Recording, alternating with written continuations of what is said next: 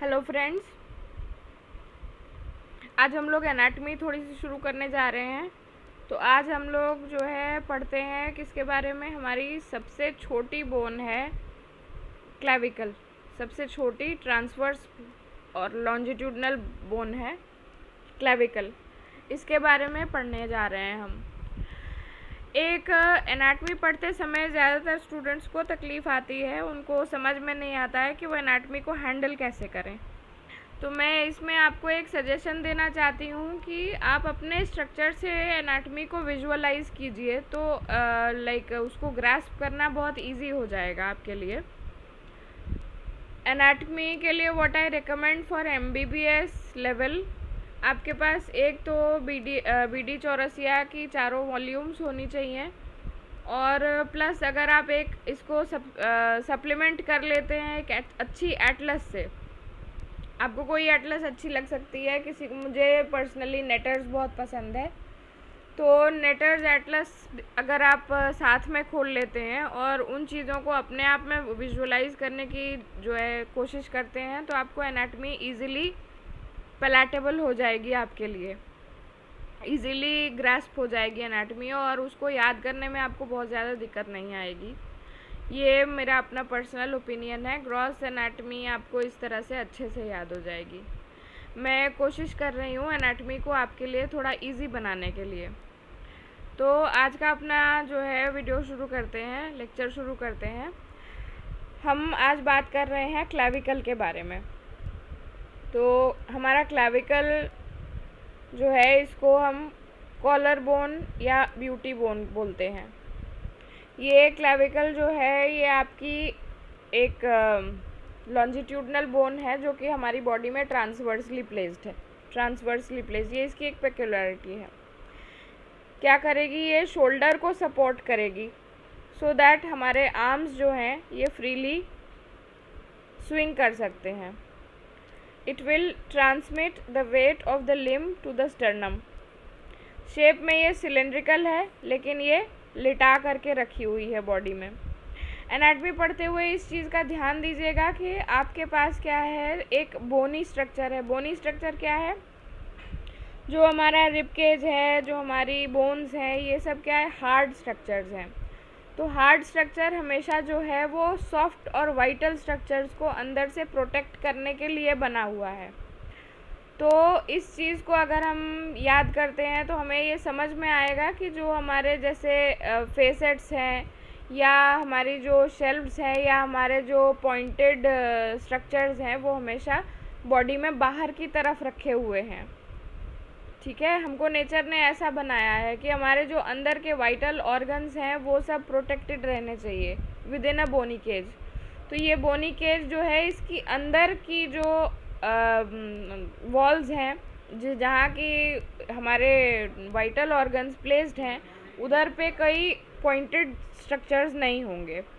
अगर आप इस तरह से विजुअलाइज करेंगे तो आपको पढ़ने में बहुत इजी रहेगा। तो क्लेविकल हमारी न्यूट्रिएंट फोरामेन, आप जानते होंगे, न्यूट्रिएंट फोरामेन वो जगह है जहाँ पे हमारी ब्लड वेसल्स पियर्स करती हैं बोन्स को।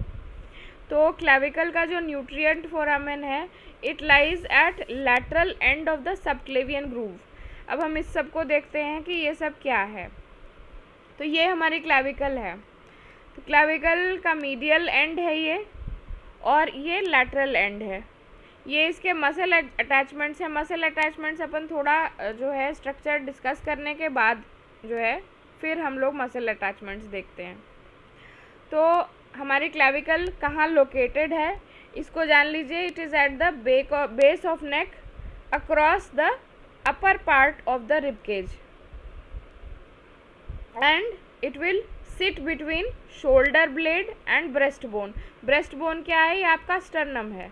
तो ये जो है, ये आपका शोल्डर ब्लेड यानी कि आपकी जो पीछे की स्कैपुला बोन है वो और ब्रेस्ट बोन के बीच में होगा, and it will connect the pectoral girdle to the axial skeleton. Axial skeleton क्या है, जो एक्सिस में होता है, जिस एक्सिस में हम खड़े हैं, जो सीध में है, that is the axial skeleton. और एपेंडिकुलर स्केलेटन होता है जो कि उसकी ब्रांचेस होती हैं। एपेंडिकुलर मतलब कि ब्रांचिंग होता है। तो हमारा ये जो क्लाविकल है ये एक्सियल स्केलेटन को एपेंडिकुलर स्केलेटन से जोड़ेगा। एपेंडिकुलर स्केलेटन में हमारी लिम्स आ जाती हैं, pelvic girdle and pectoral girdle. Pectoral girdle आपकी अपर लिम्ब हो गई और पेल्विक गर्डल से जॉइंट आपकी लोअर लिम्ब हो गई। तो these limbs form the appendicular skeleton and एक जो एक्सिस में है हमारे बोन्स, जिसमें हमारा स्कल, स्पाइन, रिब केज आ जाता है, ये है हमारा एक्सियल स्केलेटन। अब क्लाविकल के फंक्शंस देखते हैं। तो फंक्शंस क्या है? It will connect the arm with the rest of the skeleton, it will allow free movement of the shoulder away from the body, transmit any force और any physical impact from upper limb to the axial skeleton. Then it will protect the neurovascular bundle. हमारा brachial plexus निकल रहा है, अभी धीरे धीरे बात करेंगे। हमारा न्यूरोवैस्कुलर बंडल को ये प्रोटेक्ट करेगा। This will supply which neurovascular bundle will supply the upper limb. उसके बाद along with the rib cage it will protect the heart from any external shock. Along with the rib cage it will protect the heart from any external shock. Clavicle की peculiarities देख लेते हैं। It is the only long bone which is transversely placed. It is subcutaneous throughout, first bone to start ossifying and last to get ossified. It has a total intramembranous ossification and इसमें generally medullary cavity नहीं होती है। Occasionally it is pierced by middle supraclavicular nerve. ये आपकी clavicle की बात हो गई। क्लाविकल जो है ये बहुत फ्रीक्वेंट स्पॉटर होता है, एग्जामिनर्स को बहुत पसंद होता है। ये अक्सर आपको साइड डिटर्मिनेशन के लिए कहा जाता है।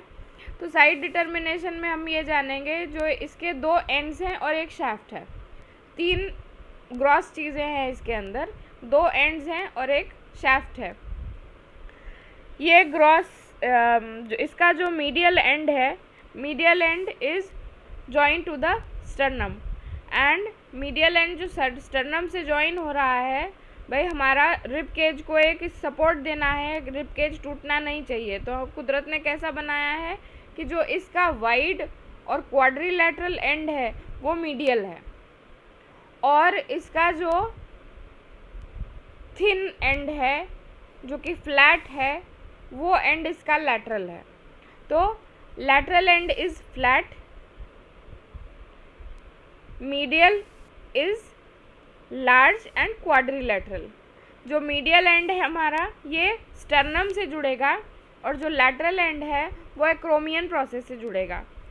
Now the shaft is curved, shaft is curved so that it is convex forwards in the lateral 1/3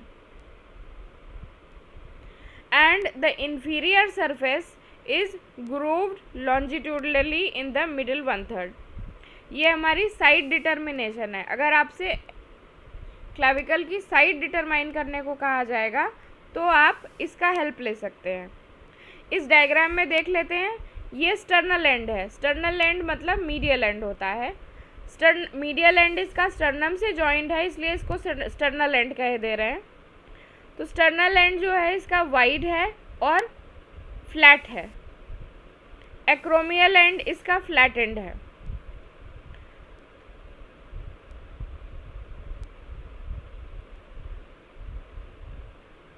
So this is how you will determine the side of the clavicle.